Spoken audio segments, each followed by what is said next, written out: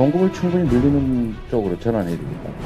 층수나 용적률을 일부 완화해서 민간 공급을 늘리는 방식도 있겠고, 또 공공택지 공급을 지금보다는 좀 과감하게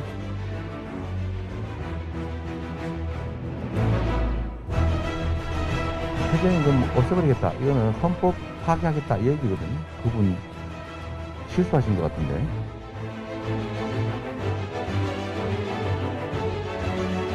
많은 지지자 여러분들께서 굉장히 마음 든든하게 생각하셨을 것이고 정권 교체의 강력한 희망을 가지게 되셨을 거라고 생각합니다.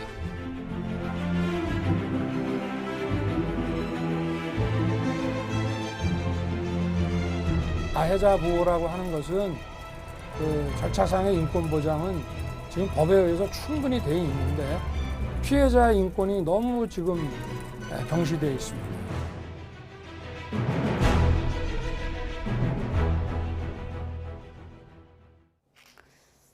네, 90여일 앞두고 있는 대선, 여야 모두 전열을 재정비하고 본격 경쟁에 돌입했습니다. 민주당 이재명 후보는 무주택 서민들과 간담회에 이어서 서울대 강연을 갖는 등 민생경제 행보를 이어갔고, 또 국민의힘 윤석열 후보는 선대위 출범 이후 첫 회의를 주재하기도 했습니다. 나이트 포커스 오늘은 최창렬 용인대 교수, 이기재 동국대 겸임 교수 두 분과 함께하겠습니다. 안녕하십니까? 예, 안녕하십니까? 자, 먼저 이재명 후보 주택 청약 사각지대 간담회 어떻습니까? 부동산과 좀 청년을 동시 공략하는 전략이었나요? 어떻게 들으셨습니까?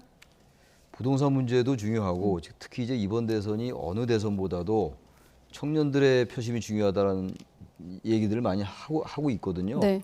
그러니까 이제 청년층과 이제 이 소통의 이제 그 공감대를 넓히는 건데 이 부동산 문제와 청년 문제가 또 유리될 수가 없죠. 근데 이 문제가 요즘 우리 사회에 특히 이제 양대 후보들이 얘기하는 부분들이 네. 다 연결되어 있는 부분들이에요. 부동산 문제, 일자리 문제, 저출산 문제도 그렇고 청년들이 뭐 영끌을 해서 집을 산다 이런 얘기 많이 하잖아요. 네. 그러니까 부동산 정책의 실패, 이 문제를 이제 청년 문제와 같이 결부시키면서 특이한 거는 이재명 후보도 그렇고 사실 문재인 정부의 이 부동산 정책이 잘못됐다는 얘기는 다 하는 거예요. 근데 이재명 후보가 이제 보다 더 구체적으로 문재인 정부가 공급에 실패했다. 지나치게 수요 억제에만 치중하다 보니까 네. 정책이 실패했다는 얘기를 그냥 원론적으로 하지 않고 구체적인 부분까지 지적하면서 이제 문재인 정부의 부동산 정책의 실패를 거론하는 것, 이게 굉장히 특이한 변화라고 볼 수가 있습니다. 네. 특히나 임대차 3법 맹점 관련해서는 현실을 모르는 것은 잘못이 아니고 죄악이다 이렇게 또 강도 높게 비판하게 되는데 간담회 나온 발언 잠깐 들어보고 또 이 교수님께 질문 드리도록 하겠습니다. 청년들이 겪고 있는 어려움은 결국 이제 기회구조이고, 그 기회구조에는 여러 가지 취업의 문제도 있고 또 자산 형성의 문제도 있고 여러 가지가 있는데 주택도 그중에 하나가 된 것 같습니다. 지금 청약저축 제도가 이제 분양 경쟁이 심해지고, 분양 경쟁이 심해진 이유는 사실 이제 분양 가격과 시중 가격의 차이가 워낙 커지면서 경쟁이 더 치열해진 측면도 하나 있습니다. 네, 앞서 최 교수님께서 부동산 문제랑 어떤 취업 문제 연결된 부분 강조하셨는데 이재명 후보는 기회 부족이라는 말에 그 개념들을 정리해서 발언을 했거든요. 어떻게 들으셨습니까? 우선 그 청약 저축 제도 같은 경우에 이제 청년층에게는 사실은 그 굉장히 어려운 관문 중에 하나입니다. 청약 저축 제도 자체가 어쨌든 납입한 횟수와 그다음에 이제 부양 가족 수 이에 의해서 이제 점수가 많이 그 반영되기 때문에 사실 청약저축이라고 해봤자 청년들이 그것으로 인해서 분양받을 확률이 많이 떨어지죠. 이런 현실적인 문제를 지적한 것이고 저는 뭐 그런 구체적인 내용을 떠나서 그 메시지를 보면 상당히 좀 강도가 높아요. 그러니까 문재인 정부를 계속 비판을 해왔던 국민의힘이나 이제 보수층에서 이제 지적했던 여러 가지 내용들이 다 들어가 있거든요. 예를 들어서 수요 억제 정책에 너무 치중해서 공급을 제대로 안 했다라든가, 혹은 대출 규제를 너무 옥죄이는 문제라든가, 그다음에 임대차 3법 같은 경우에 현장을 무시했다라든가, 이런 아주 강도 높은 문재인 정부의 부동산에 대해 정책에 대해서 국민들이 비판하는 부분들을 거의 다 수용해서 얘기를 하고 있거든요. 그런 점에서는 확실하게 차별화 전략을 걷고 있다, 이렇게 좀 봐야 될 것 같고, 어제 이제 소상공인 지원 정책과 관련해서도 정부의 그 정책을 강도 높게 비판했는데 오늘 또다시 이렇게 부동산 정책의 어떤 단순히 추상적인 게 아니라 그동안 국민들이 비판했던 요소를 지적함을 통해서 확실하게 문재인 정부하고 선을 긋고 나가고 있다 이런 점을 이제 관찰해서 이제 볼 수 있을 것 같습니다. 네. 자, 또 그런가 하면 후드티, 모자티를 입고 지난번 윤석열 후보도 빨간색 모자티 입고 부산 유세를 했는데 이번엔 이재명 후보가 모자티를 입고 대학생, 서울대 학생들을 만나서 경제 관련 토론회를 했습니다. 아무래도 대학생들이다 보니까 좀 사회에 대한 고민이 많아서인지 다각적이고 좀 그러니까 이론과 좀 실제가 혼합되어 있는 질문이라고 해야 될까요? 여기에 대한 질문이 많았는데 본인이 갖고 있던 어떤 경제 철학을 좀 녹인 기회가 될 수도 있었을 것 같은데 어떻게 좀 들으셨습니까? 저 보도를 보니까 이 서울대 강의가 금융경제에 관련된 강의래요. 강의 시간에 이제 그 교수가 섭외를 해서 초청한 이런 이제 네. 형식이었어요. 그러니까 이제 어느 계층보다도 보다 전문적인 얘기를 할 수가 있었겠죠. 그리고 청년들이니까 일단 학생들이 청년들의 문제점도 얘기할 수가 있고. 근데 일방향이라기보다 쌍방향 토론이 굉장히 그러니까 열띤 뭐 토론이더라고요. 강의니까 질의응답이 가능한 거잖아요. 그러니까 대개 후보들이 이제 유권자들과의 접촉면을 넓히면 일단 뭐 대단히 좋은 거죠. 그렇다면 SNS가 아무리 발달됐다 하더라도 막상 대면해서 질의응답을 나누고 소통하는 게 훨씬 효과적일 수가 있겠죠. 특히 학생들과의 강연이라든지 이런 것도 굉장히 중요한 거거든요. 이재명 후보가 아무래도 정책적인 이해도가 높다라고들 많이 평가를 하잖아요. 예. 경기도지사와 성남시장 등 이 현장에서 행정을 많이 해봤기 때문에 아마 그런 점에는 상당히 강점이 있을 거예요. 그리고 이제 청년들의 질의에 답변도 하고 학생들의 네. 궁금한 거 이런 거 답변하는 과정에서 자신의 어떤 정책적인 주안점이라든지 또 공약이라든지 이런 것들을 이제 홍보할 수 있으니까 대단히 좋은 기회를 활용하는 것 같은데 문제는 아무튼간에 이 청년들에 대해서 문제를 지나치게 청년층에만 국한해서 보는 건 저는 잘못된 것 같아요. 이재명 후보를 얘기하는 게 아니라 여야 일반적으로 모두 예. 청년 문제 너무 동떨어져 생각하면 안 돼요. 우리 사회 전체의 문제와 연계되는 문제들이거든요. 제가 아까 그래서 청년 문제와 부동산 문제가 다 연계돼 있다라는 그런 말씀드렸는데 이것도 마찬가지거든요. 자꾸 청년들의 표심이 중요하다고 하니까 청년들에게만 무슨 뭐 혜택이 주어지는 듯한 이런 정책 공약 같은 거 이런 것들은 오히려 청년들에게 거부감을 줄 수가 있어요. 제가 학생들한테 강의하면서 그런 걸 많이 느끼거든요. 청년들에게 무슨 이제 수당이라든지 이런 걸 주는 것들을 자신들의 미래에 대한 부담을 생각하는 학생들이 의외로 많아요. 네. 그런 것들을 같이 대화하는 시간이었다고 일단 봅니다. 네. 네, 저희가 앞서 대표적인 발언들을 몇 개 모아봤는데 경제는 과학처럼 보이지만 사실은 정치다라는 발언도 있었고 또 국토 보유세에 대한 어떤 평소의 철학을 밝히기도 했거든요. 국민이 동의하지 않으면 자제하겠다. 또 가상화폐에 대한 질문도 현장에서 나온 것으로 들었는데 여기에 대한 어떤 공공이 좀 그런 이익들을 확보할 방법도 생각해야 되는데 여러 가지 좀 구체적인 대안들을 제시했거든요. 교수님은 어떻게 들으셨습니까? 그렇죠. 아무래도 그 서울대 경제학부의 젊은 청년들이 뭐 가상화폐뿐만 아니라 뭐 주택 정책 그다음에 이재명 후보가 얘기했던 뭐 기본소득이나 국토 보유세 등 관련해서 아주 뭐 경제학부 학생답게 뭐 예리하게 질문들을 많이 던졌던 것 같고요. 그거에 대해서는 뭐 이재명 후보가 대답할 건 대답하면서 역시 동시에 그 기존의 그 본인이 얘기했던 논리, 즉 나는 이렇게 주장하지만 국민이 원하지 않으면 자기는 안 할 수도 있다라는 부분에 대해서 또 이제 비껴갔죠. 그래서 그거에 대해서 그런 정책 철회에 대해서 이제 후속적인 질문이 들어가니까 이제 이재명 후보는 그것은 이제 본인이 이제 철회한 것은 아니고 국민을 설득할 자신이 있다 이런 표현을 한 거란 말입니다. 그러니까 결론적으로 얘기하면 사실은 이재명 후보가 그 지금까지 얘기했던 뭐 국토보유세나 기본소득이나 등등은 철회한 것이 아니라 본인은 주장하는 것이고 그러나 이제 국민들이 동의하지 않으면 바꿀 수도 있다. 그러나 본인은 국민을 또 설득할 수 있다. 이런 그러니까 논리가 이렇게 좀 파도를 타는 그래서 네. 결국 어느 관점에서 무엇을 바라보느냐에 따라서 그 다양한 시각을 가질 수 있는 이런 논리를 갖고 있거든요. 그렇기 때문에 이 논리는 어느 곳에 가면 예를 들어서 이재명 후보가 그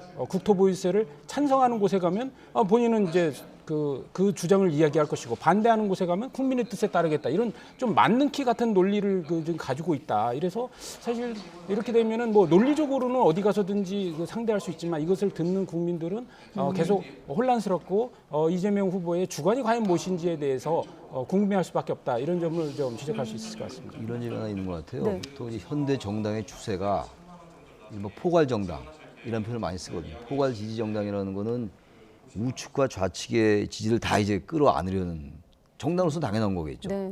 그래서 요즘 이제 이재명 후보의 얘기는 상당히 이제 그 보수 진보를 다 아우르려는 이런 정책을 얘기하다 보니까 메시지가 좀 헷갈리는 면은 분명히 있어요. 아까 지금 우리 이 교수께서 잘 말씀해 주신 것처럼. 근데 윤석열 후보 측도 마찬가지예요. 그러니까 이 현대 정당의 추세가 그래요. 네. 이른바 캐치 올 파티라고 그래가지고 모든 걸 잡는다라는 이른바 이제 포괄 정당이거든요. 양쪽의 지지를 견인하는. 그러니까 우측 정당은 자꾸 좌클릭하려는 경향이 있고 진보 정당은 자꾸 우클릭하려는 경향이 있거든요. 아마 그런 관점에서도 볼 필요가 있다고 생각합니다. 네. 예.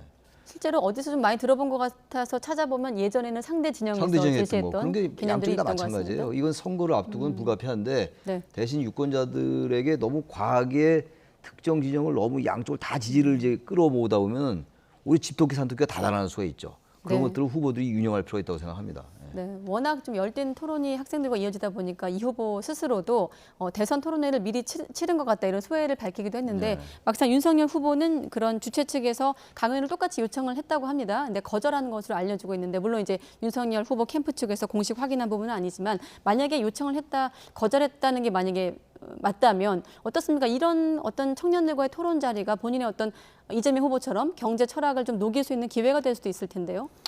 뭐 지금도 그 청년들하고의 미팅은 이제 타운홀 미팅은 계속 하고 있고 그리고 앞으로도 기회는 많을 거라고 보고요. 이거는 예. 이제 서울대 경제학부의 이제 한 수업에 개건 교수를 맡으신 분께서 이제 그 개최한 강좌의 하나의 일환이었기 때문에 아무래도 지금 이것에 대해서는 제안이 왔을 때 뭐 이것을 그렇게 중하게 생각하지는 않았을 거라고 생각하고 네. 뭐 이런 기회를 통해서 본인의 경제 정책을 얘기해야겠다라고 캠프에서 판단할 수도 있고 또 다른 공간에서 청년들과 대화할 수도 있다고 판단하기 때문에 네.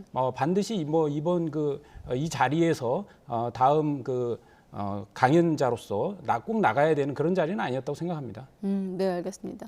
또 한 가지 또 이번 강연 생중계가 도중에 중단되면서 여러 가지 좀 추측들, 해석들이 나왔는데 참석자에 따르면 이제 교수와 그 앞서 말씀하신 그 주최를 한 교수와 이재명 후보 측과 사전 합의된 사항이었다고 합니다. 이 부분이 좀 관심이 많아서 소개해드렸고 이재명 후보가 또 이번 이 강연 자리를 어떻게 활용했냐면 최근에 이제 박근혜 전 대통령에 대해서 존경한다 이런 표현을 쓰면서 논란을 일었거든요. 여기에 대한 해명도 했는데 어떻게 얘기했을까요? 존경하는 박근혜 대통령님 그랬더니 진짜 존경하는 줄 알고 표 얻으려고 진짜 존경하는 척 하는 거 아니야? 이런 분들 계시던데 그 전혀 아닙니다. 말이란 맥락이 있는 거죠. 맥락이. 예? 앞뒤 맥락이. 맥락을 무시한 참 진짜 문제입니다. 우리. 그러니까 이 얘기 나오고 이제 존경 이 단어 때문에 보수표 의식한 건 아니냐라는 논란에 대한 해명이었거든요. 보통 이제 국회에서 보면은 상임위에서 상대방 정당의 의원을 지칭할 때 우리 존경하는 이런 표현을 많이 써요. 존경하는 네, 그 생각이 아무 나더라고요. 의원님 이런 걸 예. 많이 쓰는데 그거는 같은 이제 의원들끼리 그런 표현을 쓰는 거고 우리가 일반적으로 존경하는 아무 의원은 존경하는 느끼겠죠. 그래서 이거는 저는 보수표를 의식했다라고 해석할 수 있는 충분한 여지가 있다고 봐요.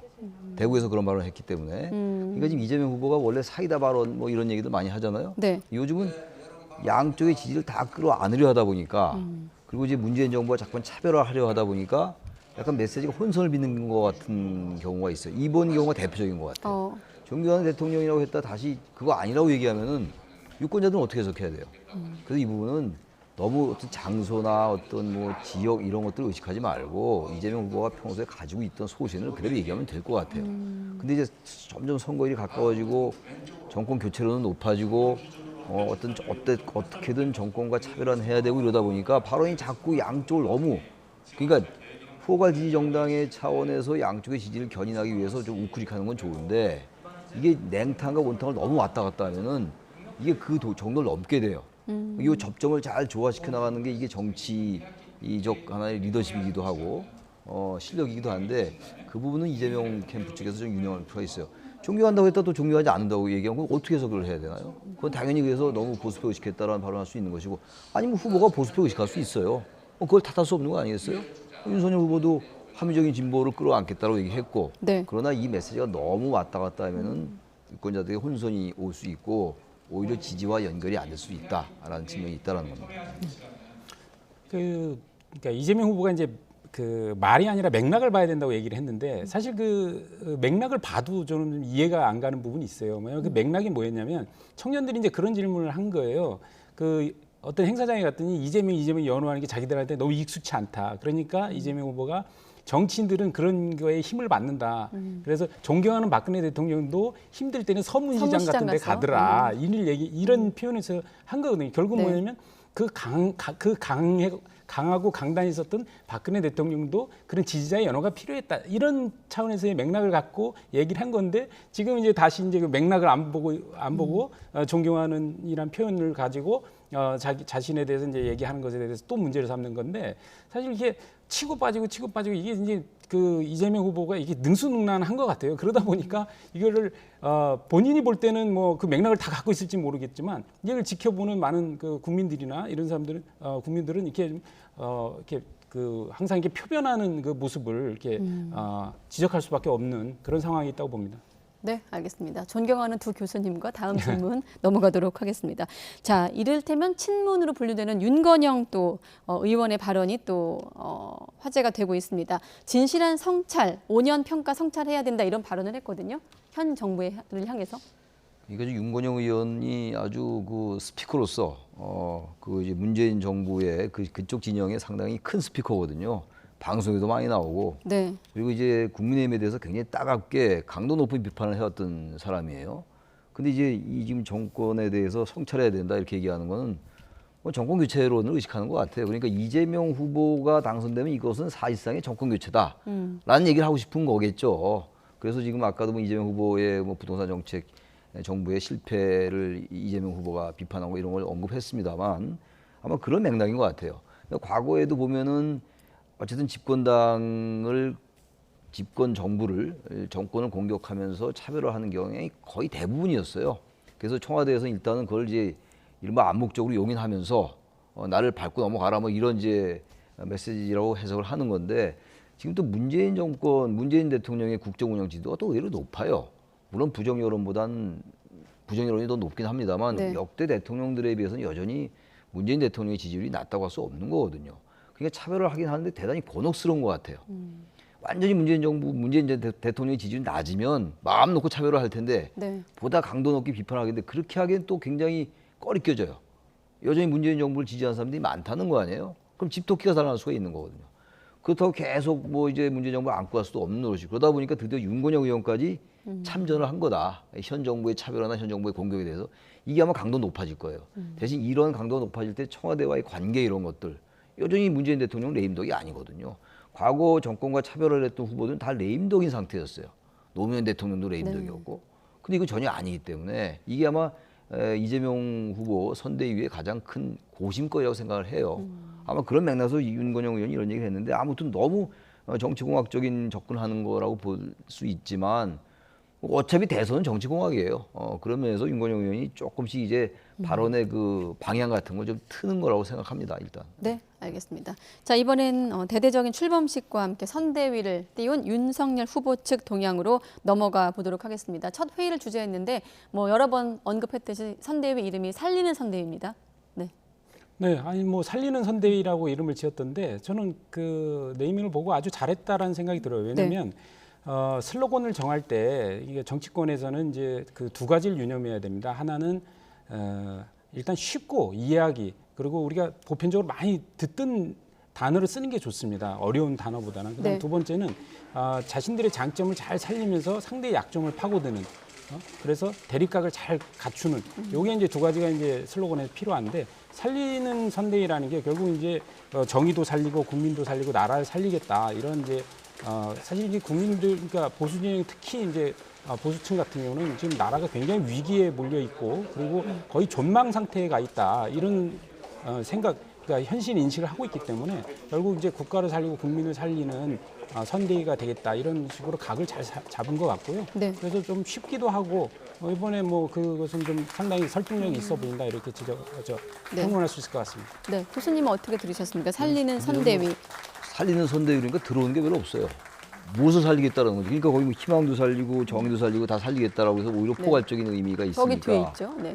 뭐 저기 이제 화면에 화면 뒤에, 나오는데 네. 그렇게 해석할 수도 있는데 아무리 간단 명료한 메시지라도 뭔가 딱 떠오르는 게 없어요. 살린 선대위 이재명은 합니다.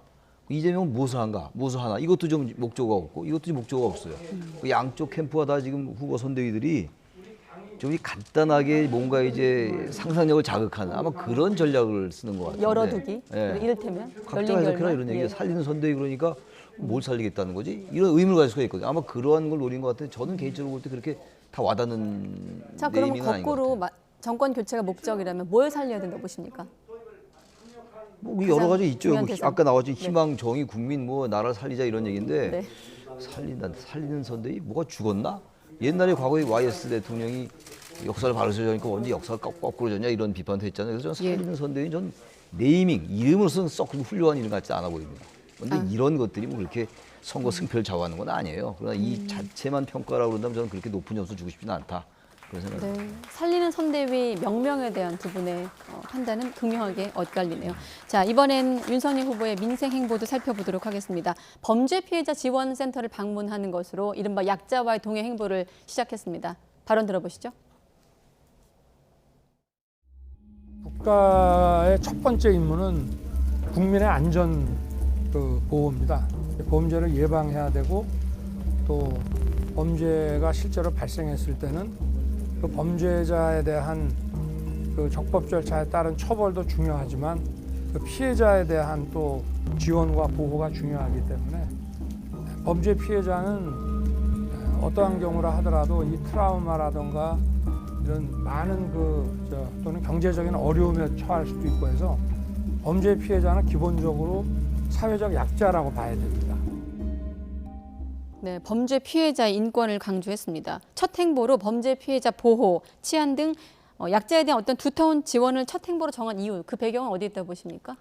우선 저는 일단 기본적으로 잘했다는 생각이 들어요. 왜냐하면 우리가 범죄 피해에 대해서 우리가 그 어떤 범죄 사건이 있었을 때 그 어떤 형사처벌, 그러니까 범죄자에 대한 처벌에만 그 집중돼 있지. 우리가 사회가 선진화되면 될수록 그 피해자에 대한 정신적인 피해와 어떤 사회적인 어떤 적응 이런 것들도 신경을 많이 써야 된다는 측면이 있거든요. 네. 그런 의미에서의 지금 현재 국민의 의식 수준에 부합하는 행보였다는 생각이 들고 저는 그러나 이제 어쨌든 간에 이제 정치의 행보였기 때문에 목적은 있었다고 생각하고 목적은 저는 두 가지라고 생각합니다. 하나는 본인이 이제 평생 검사를 해왔지 않습니까? 그러다 보니까 범죄와의 전쟁을 해왔기 때문에 어쨌든 국민의 안전, 치안 이런 부분에 대해서 본인이 가장 적임자임을 강조하는 거 하나. 그다음 두 번째는 그 이재명 그 후보의 조카가 최근에 아주 잔인한 그 살인을 저질렀다는 부분들이 이제 국민들에게 다 이제 알려졌는데 그거로 인해서 어떤 그 아버지 되시는 분이 사실 이제 굉장히 그 정신적 피해를 많이 입고 보상도 못 받고 지금까지 힘들게 사셨다는 것이 많이 알려졌지 않습니까? 네. 이런 부분에 대해서 다시 한번 그런 점을 좀 약간 꼬집고 가는 측면에서의 일정 행보였다 이렇게 볼 수 있을 것 같습니다. 네, 그런가 하면 또 선대위 출범 이후 1호 공약으로 백신 부작용의 인과성을 좀 국가 책임으로 하자 이런 정부가 부담하자 이런 내용을 좀 밝혔거든요. 이 부분은 어떻게 평가하십니까? 그거야 지금 이제 백신 부작용 때문에 네. 그 사망에 이르는 경우도 꽤 많아요. 그러니까 굉장히 지금 젊은 층은 더하지만 백신을 맞아야 되나 이런 생각도 많이 한단 말이에요. 물론 전체적인 그 백신 접종자들에 비해서는 적죠. 비중은 낮은데 네. 그런 불안감이 있고 막상 그런 일이 발생하면 이걸 입증하기가 대단히 어려워요. 그래서 뭐 거의 엄청난 일을 당하는데 뭐 국가가 지원을 안 한다든지 이런 일이 비일비재하잖아요. 보도도 많이 되고 있고 아마 그런 부분을 지적한 부분이라서 이거는 정부로서는 꽤 아픈 부분인 것 같아요. 지금 어느 국민이나 제일 두려운 게 코로나19잖아요. 최근에 네. 오미크론인가 뭐 그거 전염력이 더 높은 거 아니냐 이런 우려가 더 지금 팽배하고 있는데 그런 부분을 전 얘기한 거라서 이건 뭐 의미가 있는 생각이라고 봅니다. 일단. 네. 그 지금 그 국민들이 지금 코로나로 인해서 지금 뭐 백신에 대해서 역시 뭐 백신에 대해서 이제 보증을 해야 되는 문제가 있는데 그걸 가지고 지금 국민들이 굉장히 어려움에 처해 있지 않습니까? 그런데 지금 모든 그 백신에 대한 이제 불안 요소가 피해를 당했을 때 이거에 대해서 인과관계를 피해자가 증명을 해야 된다면 얼마나 그 답답한 노력이겠습니까? 지금 그 확인된 바로 보면 지금 현재 이상 반응 신고가 한 38만 건이 있고 그 중에 사망 중대 이상 반응이 한 13,900건 정도 있다고 합니다. 그 중에서 인정된 사례가 한 800건 정도밖에 되질 않는다는 거예요. 네. 그렇기 때문에 아무래도 국민들이 불안해하는 이 지점을 윤석열 캠프에서 윤석열 그 선대에서 가장 1호 공약으로 국가 책임제를 들고 나온 것으로 봐서는 네. 앞으로의 뭐 원희룡 그 정책본부장이 발표를 했던데 앞으로 윤석열 선대위에서 주로 공약이 뭐 국가 비전에 대한 어떤 거대한 담론에 대한 것뿐만이 아니라 오히려 현실적으로 국민들이 체감으로 느낄 수 있는 아주 다가오는 공약으로 접근하지 않을까 이런 걸 좀 내다볼 수 있는 공약 발표했다고 생각합니다. 네. 자, 그리고 윤석열 후보가 계속 강조하는 선대위 원팀. 지금 뭐 김종인 전 위원장, 김병준 위원장, 김한길 위원장 모습 다 보고 있습니다만 아직 안 들어온 한 사람이 있습니다. 홍준표 의원. 어떻습니까? 지금 계속 합류 여부가 주목되는 상황인데 청문 홍답인가요? 청년의 꿈에 올라온 또 윤 후보를 향한 비판 뭐 그대로 전해드리면 바지 사장 같다 이런 평가가 나오니까 여기에 대해서 또 윤 후보를 두둔하는 발언을 하기도 했거든요.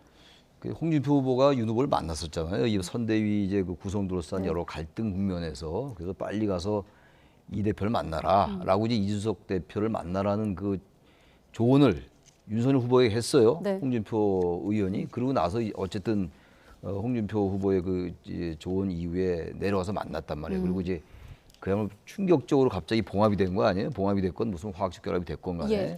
그래서 홍준표 의원은 아무튼 본인이 지금 상당히 비판적인 발언도 많이 쏟아냈지만 바지 사장 아니냐 그러니까 그렇게 만만한 사람 아니다라는 표현을 썼단 말이에요. 윤 후보가 그렇게 만만하지 않다. 그런 걸로 봐서는 곧 합류할 것 같고 그리고 이제 단지 김종인 위원장과의 관계라는 게 있기 때문에 그 부분이 좀 껄끄러울 수 있어요. 그러나 선거라는 게 어차피 네. 홍준표 의원이 그렇다고 무슨 다른 진영에 갈 수도 없는 노릇 아니에요. 지금 당대표까지 했던 분이. 그래서 그래서 홍준표 의원의 합류 여부는 그렇게 국민의힘으로서는 크게 걱정하지 않아도 될 것 같아요. 본인이 뭐 백의종군한다고 그러잖아요. 단지 그러나 지금 홍준표 의원의 특정한 자리를 주고 이런 것들은 좀 어려울 수 있어요. 네. 홍준표 의원이 또 후보까지 했던 인물이기 때문에 그래서 보면 이 양쪽 캠프가 이 선대위가 무슨 공동선대위원장을 남발하는 경향이 있어요. 네. 갑자기 새로운 사람에서 공동선대위원장에서 뭐 또 사고도 나기도 하고 국민의힘도 그렇고 민주당도 그렇고 그래서 네. 그런 자리보다는 홍준표 의원이 할 수 있는 공간이 있거든요. 지금 특히 이번에 젊은 층들의 지지를 많이 받고 있잖아요. 아까 뭐 청문 홍답 얘기도 하셨습니다만 네. 아마 그런 점에서 아마 국민의힘과 곧 합류할 수 있지 않을까 생각합니다. 네. 그 전날에는 또 홍준표 의원이 김종인 위원장 합류 소식에 백의종군 명분이 생겼다. 나를 이용했다면 훌륭한 책략이다. 이런 표현을 쓰기도 했는데 특검 수용 공세에 대해서도 당장 특검에 좀 합의하라 이런 주문을 윤 후보를 향해서 하기도 했거든요. 어떻습니까? 좀 전면에 나설 거라고 보십니까? 우선 홍준표 대표는 지금 현재는 이제 계속 이제 밖에서 이제 간접적인 지원 사격을 하실 것 같고 저는 이제 선거가 이제 무르익으면 아무래도 선거 운동이 개시될 때까지는 계속 뭐 선대위에 직접 참여는 하지 않으실 것이라 이렇게 전망합니다. 네, 알겠습니다. 짧고 굵게 답변해 주셨는데요. 자, 윤석열 후보 오늘 추가 인선도 발표했습니다. 뭐 금태섭, 정태근 전 의원, 또 호남 현역인 이용호 의원까지 이렇게 합류가 확정이 됐는데 여전히 논란이 되는 한 사람이 있습니다. 노재승 선대위원장 발언이 계속 논란이 확산되고 있고 이번엔 지난번에 이제 5.18 민주화운동 발언 논란에 이어서 가난 비하 논란으로 좀 이어지고 있거든요. 좀 당에서 고민이 있을까요? 어떻게 보십니까? 조치가 필요하다는 지적도 있고요. 전 조치가 필요하다고 봐요. 지금 5.18 민주화운동 발언을 그거를 이제 그 어떤 뭐 그 시위대의 그 행동이 폭동일 수 있다라는 글을 공유했다라는 거 아니에요? 공유했다는 얘기는 자기가 그쪽 그 인식에 동의하는 거거든요. 근데 전 이런 인식이 정말 제가 항상 얘기하는 게 역사 왜곡일 수 있어요. 그 시위대의 그 행동이 어떻게 폭동입니까, 그게? 제가 유튜브를 공유한 유튜브를 보니까 양쪽이 다 똑같이 무료 사용했다는 거거든요. 뭐 새삼 여기서 뭐 5.18 민주화운동, 광주 민주화운동을 얘기할 계제는 아니긴 합니다만 예. 지금 국민의힘이 공정, 상식, 정의, 법치를 얘기하고 있잖아요. 근데 지금 그 5.18 민주화운동이 지금 헌법 정문에 담겨야 된다라고 얘기하는 판에 이런 글을 공유한 사람을 선대위원장으로 쓴다? 그게 앞뒤가 모순이에요. 이런 부분들은. 제가 아까 공동선대위원장 요새 바람이 불었느냐 뭐 이런 이제 취지의 말씀을 드렸는데 네. 저는 국민의힘이 이런 인식을 가진 사람을 선대위원장으로 둬서는 중도로 외연 확장이 대단히 어려울 수 있다는 거예요. 말은 그렇게 하면서 막상 선대위원장으로 영입한 사람이 이런 발언을 공유했다. 게다가 다른 발언은 또 가난하면 맺힌 게 많다 뭐 이런 글도 공유하고 말이죠. 이건 아마 이재명 후보를 겨냥한 것 같긴 한데 저는 이런 건 그렇게 적절한 인식은 아닌 것 같아요. 본인의 인식이니까 뭐 그걸 뭐라고 할 수는 없다 하더라도 네. 적어도 중도로 외연을 확장하고 합리적 진보까지 포용하겠다고 하는 정당이 이런 분을 공동선대위원장으로 쓰면 저는 그건 앞뒤가 맞지 않는 얘기다라고 생각합니다. 네. 또 한 가지 또 정규직 폐지 발언도 한 가지 더 논란이 있는데 사실 5.18 발언이라든지 정규직 발언 윤석열 후보도 비슷한 논란을 겪었기 때문에 좀 부담으로 작용할 수도 있지 않을까 이런 생각도 들거든요. 부담이 되겠죠. 부담이 되는데 사실 그 노재승 이분의 이제 글을 읽어보면 이런 시각을 가질 수도 있겠다 이런 생각은 있어요. 왜냐하면 5.18과 관련해서도 이걸 뭐 폭동이라 본인이 주장한 게 아니고 이런 주장들에 대해서 어떤 처벌을 하는 이런 건 좀 과하지 않느냐 이런 시각이 분명히 우리 사회에 존재하는 것은 사실이고요. 그다음에 어떤 그 정규직 폐지 문제도 그 문재인 대통령이 그 비정규직을 이제 없는 나라를 만들겠다 이것을 약간 비꼬면서 이제 한 말이었다고 이제 좀 그 표현이 되고 그래서 뭐 그다음에 이제 그 가난에 대해서 이야기하는 것도 역시 뭐 가난을 통해서 더 어려운 사람을 이해할 수도 있지만 그것으로 인해서 적개심에 휩싸인 사람도 있기 때문에 그거에 대한 뭐 시각을 갖는 거에 대해서 뭐라고 하겠습니까? 그러나 이제 이 노재승이라는 분이 어떤 오세훈 서울시장 선거 때 이제 어떤 시민 한 청년의 한 사람으로서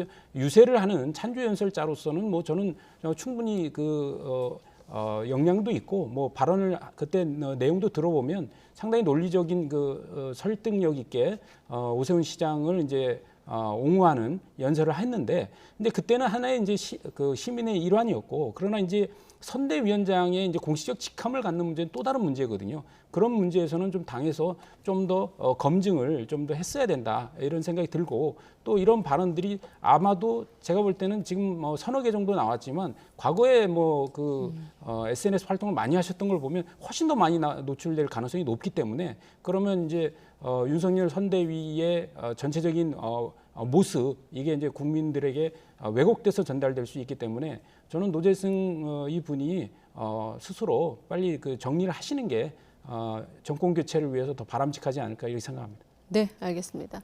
자, 윤석열 선대위, 살리는 선대위 공식 출범하면서 당내 또 이 선대위가 화학적 결합을 할 것인가와 함께 또 관심이 모아지는 대목이 부인 김건희 씨의 공개 활동 여부, 이를테면 등판 여부인데요. 윤 후보가 질문이 들어오니까 공개 행보 시점에 대해서 어떻게 답변을 했을까요? 듣고 오시겠습니다. 어제 대구에 가서 사모님께 좀 여쭤보셨나요? 어제 제가 좀 너무 늦게 들어가서 자세히 뭐 그런 얘기를 못 나누고 그냥 잤습니다. 뭐 적절한 시점에 이제 국민들 앞에 나와서 활동하지 않겠습니다.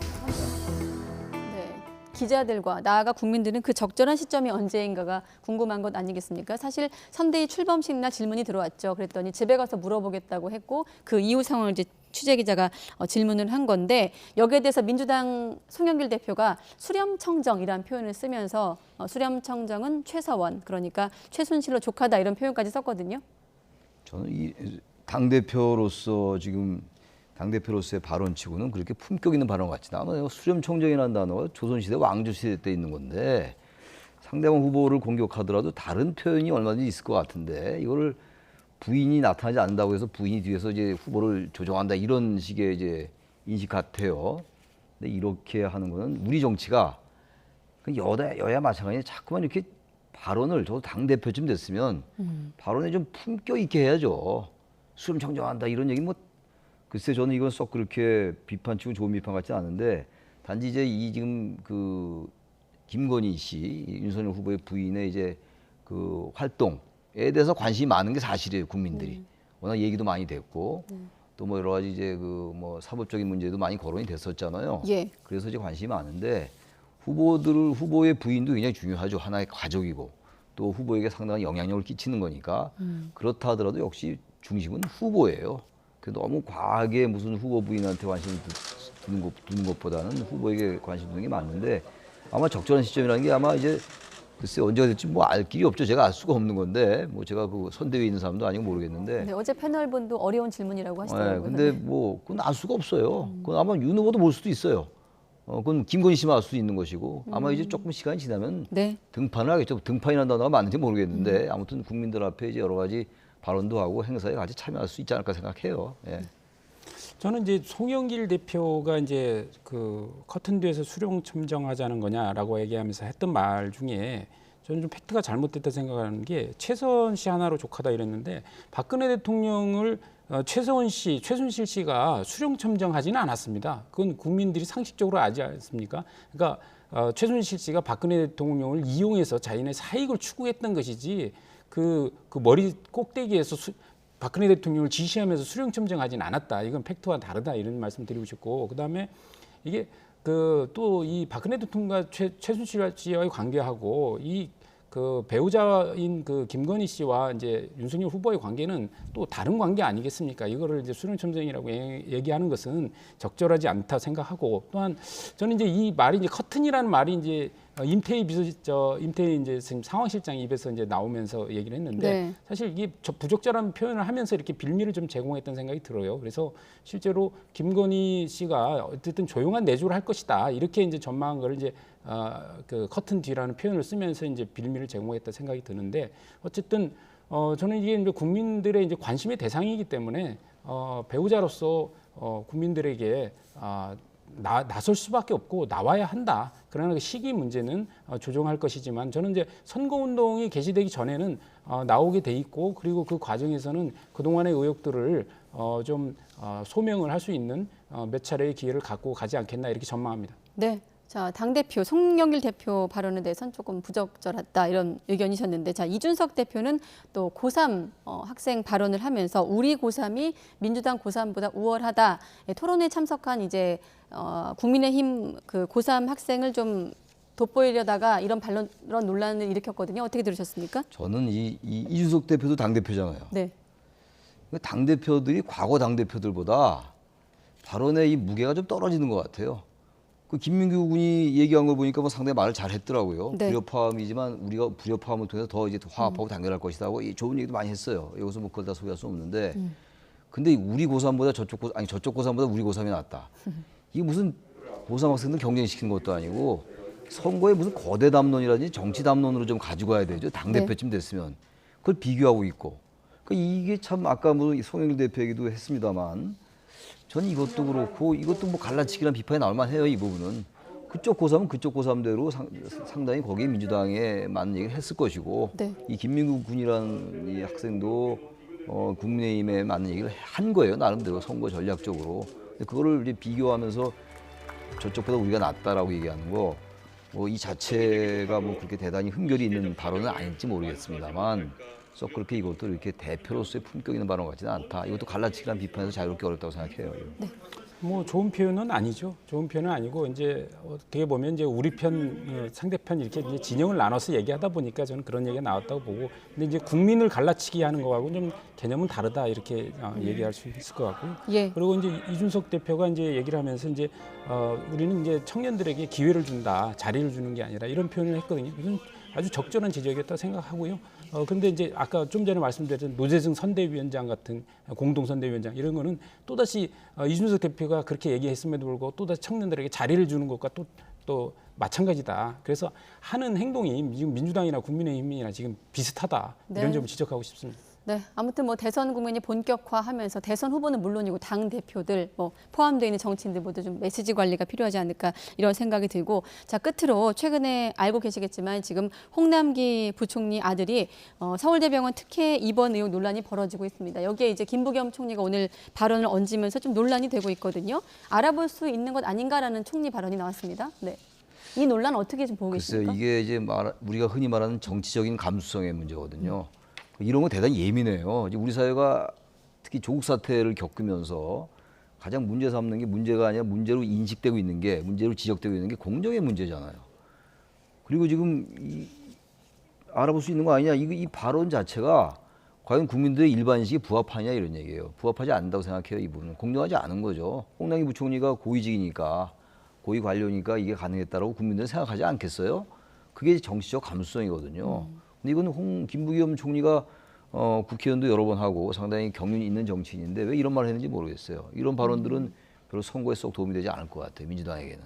저는 그 썩 적절한 발언은 아니라고 생각합니다. 일단 잘 모르시는 분들을 위해서 이 홍남기 부총리 측은 치료가 급해서 남아있던 특실에 입원을 했다 이런 입장이고 또 정의당 같은 경우는 이제 홍남기 부총리를 감싼 김부겸 총리를 향해 부적절한 언사다 이런 논란이 좀 이어지고 있는 상황인데 앞서 교수님께서 공정 개념을 말씀하셨거든요. 교수님께서는 좀 어떻게 이 사안 보고 근데 계십니까? 김부겸 총리는 이제 알아볼 수 있는 거 아닌가 정도의 이제 발언을 하셨는데 알아볼 수야 있겠죠. 근데 알아본 것만으로서 끝난 게 아니잖아요. 그래서 그 서울대 병원에 갔을 때 이제 진단받고 다른 병원을 가려고 했는데 이제 서울대 병원 원장과 통화한 뒤에 이제 특실에 2박 3일 입원을 한 거 아닙니까? 결국은 뭐 그게 2박 3일 그 특실이 완전히 그 다른 사람이 또 사용할 수 있는 어떤 그 기회가 또 이게 차단된 거 아닙니까? 항상 응급실 뭐이라든가 어떤 수술 뭐 순서를 뭐 뒤바꾸는 거라든가 병실을 없는 것을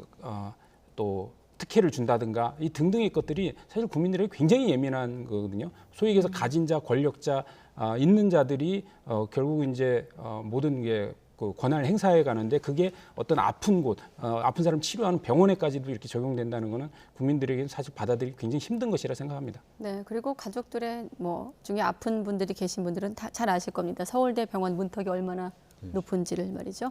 자, 오늘은 여기까지 듣도록 하겠습니다. 최창렬 용인대 교수, 이기재 동국대 겸임 교수 두 분과 함께했습니다. 고맙습니다. 네, 감사합니다.